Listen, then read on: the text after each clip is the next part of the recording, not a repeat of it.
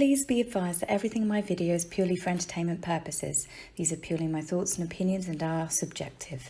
I must advise you to please do your own research. All media users found on the public domain and are fair use and fair dealings. Hi everyone, I hope you've all been keeping safe and well. As you can see, I've got a little bit of colour. I have been out in the sunshine. We have been down to the beach again this weekend, which was lovely. I took my water shoes and anyone that lives in the southeast of England, you'll look at that glorious sunshine, the clear blue waters, you know, as long as you're not in Brighton, and you will think that it's warm, it looks lovely, the tide's out, so it gives the effect that we actually have sandy beaches and not big pebbly beaches that hurt your feet. So I waded out a little bit, as in I got my toes in. I've got water shoes, so the water comes up inside the shoes. Let's just say that once the toes went in, the ankles did not. My husband spent half the time like dodging, jumping around on rock to rock like you see kids do, because he didn't want to get his feet wet because it was too cold. He's a bit more wussy than me. So the dogs absolutely loved it. They've been getting along brilliantly. They're loving all of this outdoor sunshine, and they spend half their time in the conservatory. Because they're Greek dog rescues, they do like the heat a bit more, so they are literally out there cooking themselves as we speak.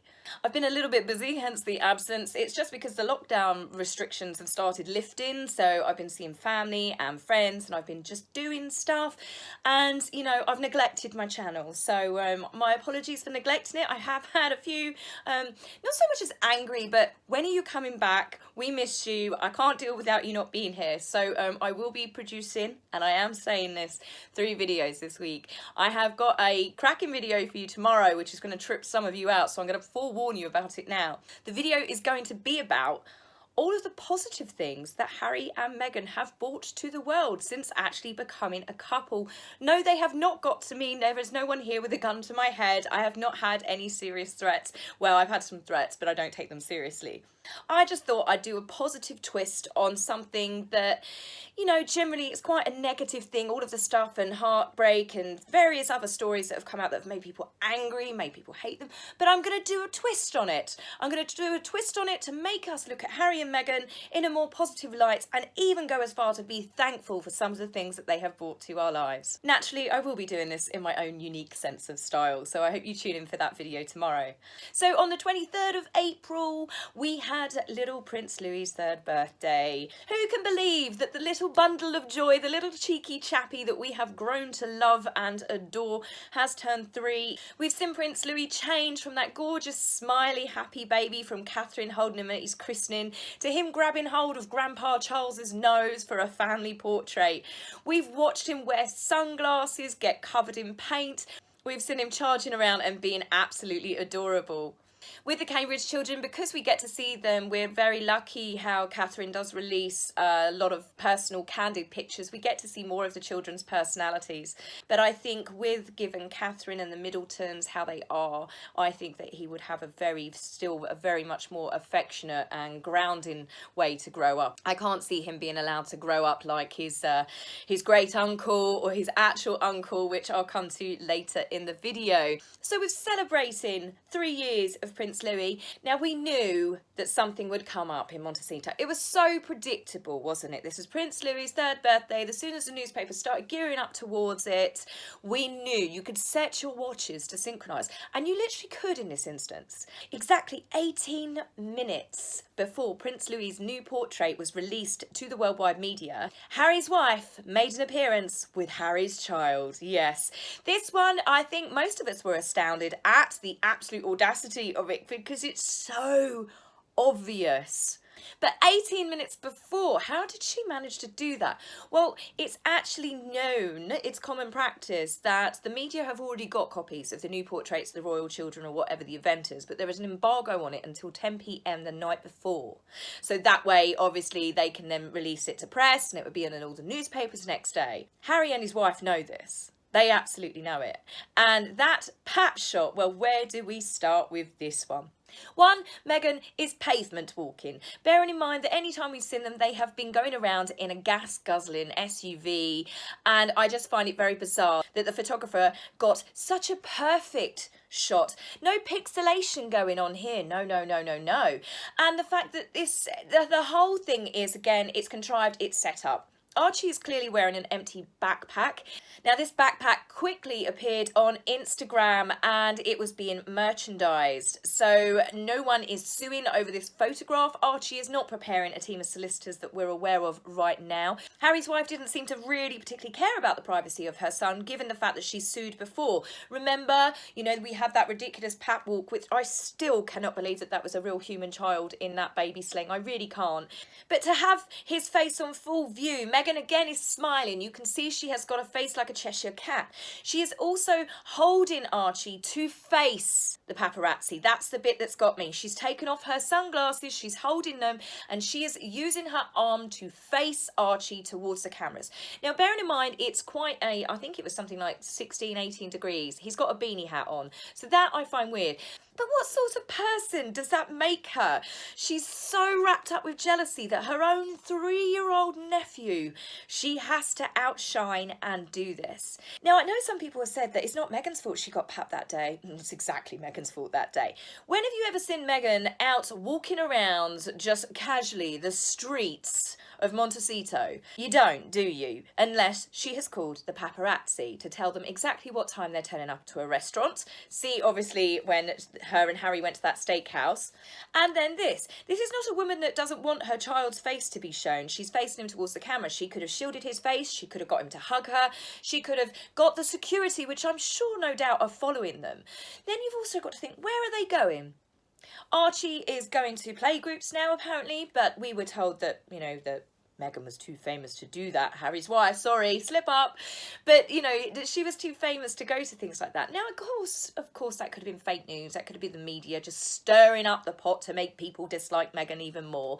Think about it logically. If he is going to a playgroup, it's going to be a celebrity, posh area playgroup.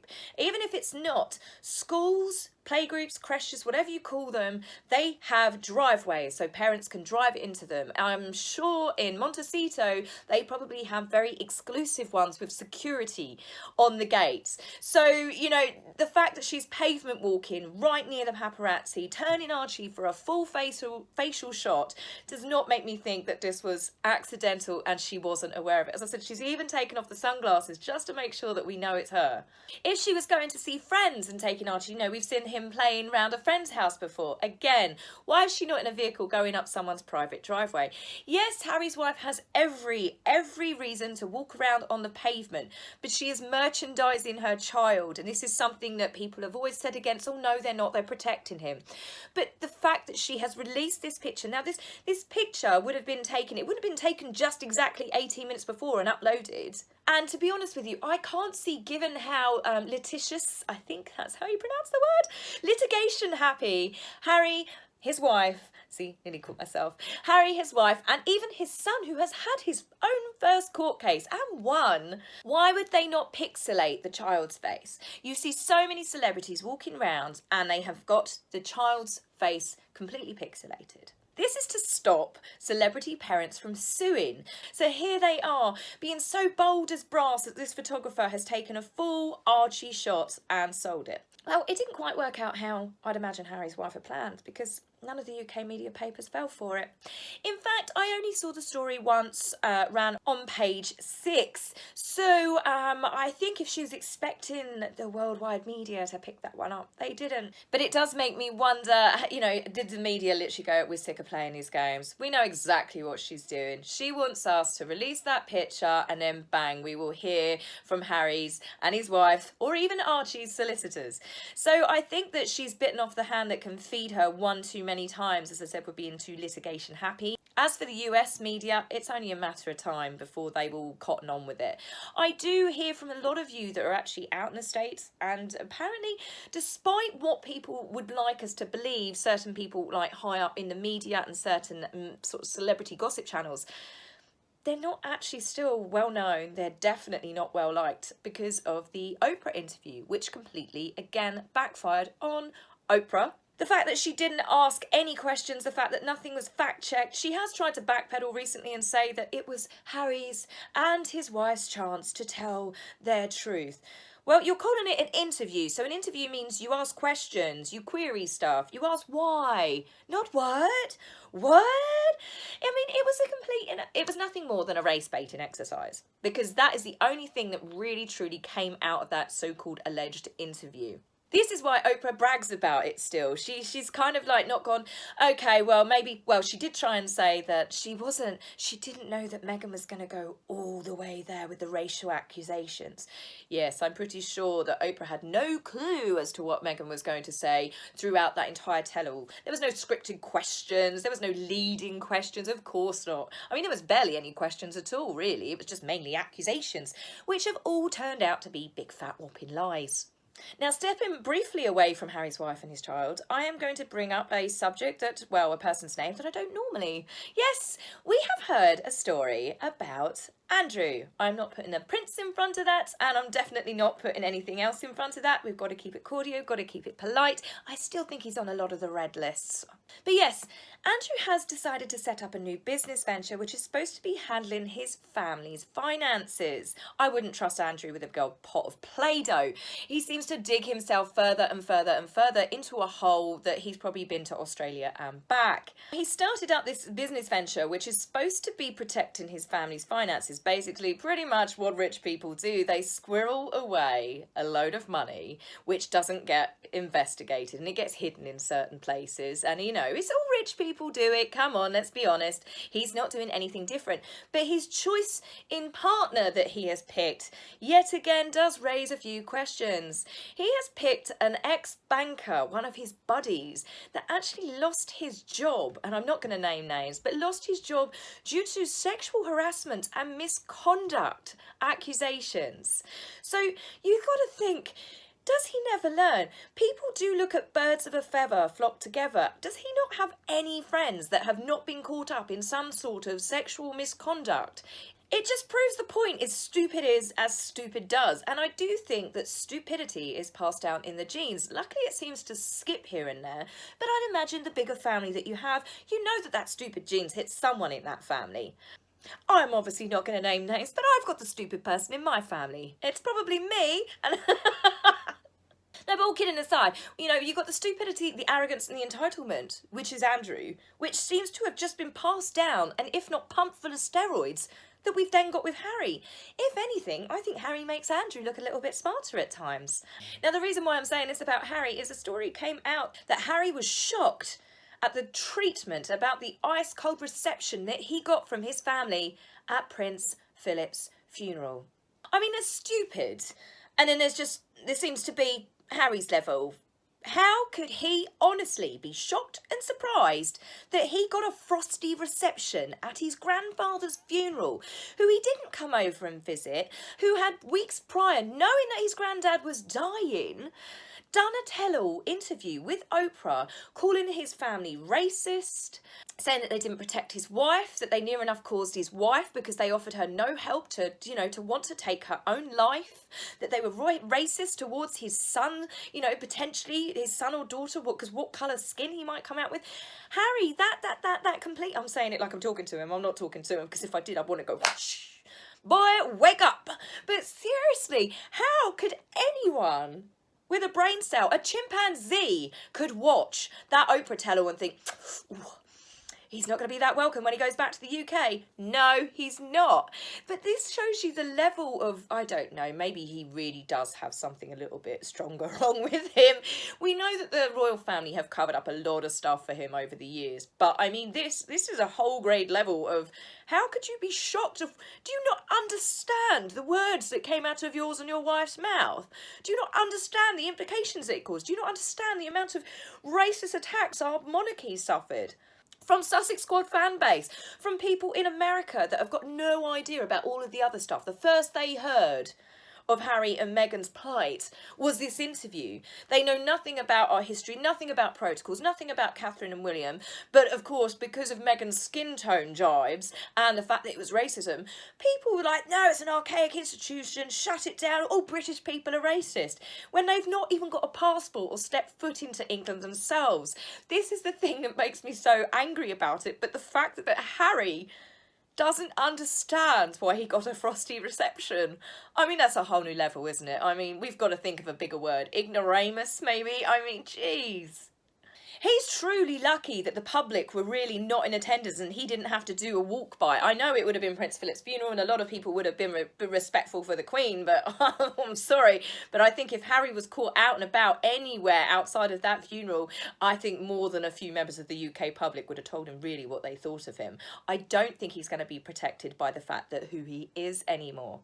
Now, one thing he has been called out for, which I'm actually not going to slate him for, is the fact that he flew back straight away, back to, you know, his heavily pregnant wife. So Harry has fled back home from his grandma's 95th birthday. Well, I think, personally, Harry was not invited. One, the Queen has just buried her partner of 73 years. I don't think she was having tea and crumpets exactly out on the lawn. Oh yes, let's order some cucumber sandwiches and have everyone over for a party. I don't think so. But also, why would anyone want him over? He didn't come see Philip when he was dying and instead chose to do that Oprah interview. I keep calling it an interview and that's just a laugh in itself, isn't it? No, I'm just going to go with Harry was not welcomed. Now, stories have also started coming out that Harry is going to use the birth of his daughter, no doubt to be called Diana, or something along those lines, who is due in summer, July 1st, anybody, which is actually Diana's unveiling of her statue, because it would have been her 60th birthday. They're saying that they think that Harry, due to the cold reception that he received, poor little lamb, I mean, completely undeserved, that he's not actually going to come over for the unveiling of the statue and instead will use Meghan's pregnancy, Meghan's birth. I mean, I think a lot of people were thinking that baby's going to be born by C-section on July 1st or 1st of July, depending on where you are in the world.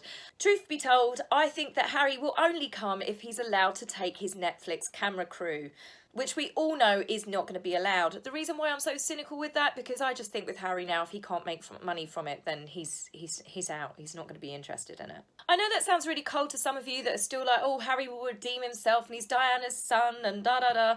But you've got to think this is a man that recently has cancelled a fundraiser for the Invictus Games to then be able to merchandise it. He's going to basically make millions by streaming a TV show covering the Invictus Games. The Invictus Games is set up as a charity. The Invictus Games has also struggled for money in itself. He cancelled a big fundraiser with Amazon because he knew that he was going over to Netflix and is now obviously going to then be covering the Invictus Games. Harry is going to be making lots of money off of a charity that has struggled for money. The irony of it all. So if you think that I'm being a bit too harsh and a bit too cynical, that if he can't make money out of coming over to unveil his mum's statue, then I am sorry, but I'm not sorry because it's really what I believe. They're merching Archie now. That was never going to be done. Archie was going to be protected. Yeah, sure. No, the Cambridge children have been protected. But no, Archie, there he is with his little merchandise, his little empty rucksack. Harry's wife merchandising her clothes. The second she leaves the front door, it's bang up on Meghan's mirror before you can bat an eyelid. It doesn't matter if it's for a funeral, if she's actually tying a ribbon for a girl that's been horrifically murdered. Bang, it is up there and ready to sell. Harry's been merching an electric bike while he rides around LA yet again on his own. I mean, I thought he was riding around with Archie on the back of his bike like he never got to do as a child. But no, we are yet to see actually Harry anywhere near Archie. All in all, I think the decline that's happened with Harry, where he's been one of the most popular royals, to the decline of what he's become now. He went from Prince Harry to cash and carry Harry. It seems to be all about the money, to the point I think he's actually a bit thirstier than what his uncle was. So it leads me to wonder, what have the attention-seeking couple got planned for either Princess Charlotte's birthday, when she turns 6? Yes, 6 years old. Doesn't that make you feel old? Or do you think that they'll save their big reveal, emergency birth, or some other such thing that's going to come out of the woodwork until Catherine and William's 10th wedding anniversary, which is on the 29th of April? Well, considering this picture, this full frontal merchandising perfect shot, of paparazzi shot of Archie, didn't make waves or headlines, and none of the UK media so much as picked it up, probably through fear of falling into another one of her litigation traps again, I highly doubt that they will make a single ripple on the 10 years that the Duke and Duchess of Cambridge have been married. So I'm looking to do just a nice little video montage of them for Friday. So I'll be back tomorrow. We're trying to kind of put a positive light on everything that Harry and Meghan have brought into our lives. Since the first paparazzi shots that Meghan had staged of her wearing her little H necklaces and the little bracelets and the spooning bananas. 4 years it might have been that has gone by since these staged paparazzi shots had entered our lives, but it seems that nothing has really changed. If, in fact, you think about it, she was staging paparazzi shots when no one had ever heard of her, and now she's staging paparazzi shots when no one really cares about her anymore. Little bit bitchy, little bit meow. I'm gonna go get a saucer of milk. So I will see you guys tomorrow. Take care for now. Bye. If you like my video, please remember to like and subscribe. Please, angry typists, you will be blocked, so save your fingers the time. If you would like to buy me a coffee, please go to my About page and click the link. Love, Taz.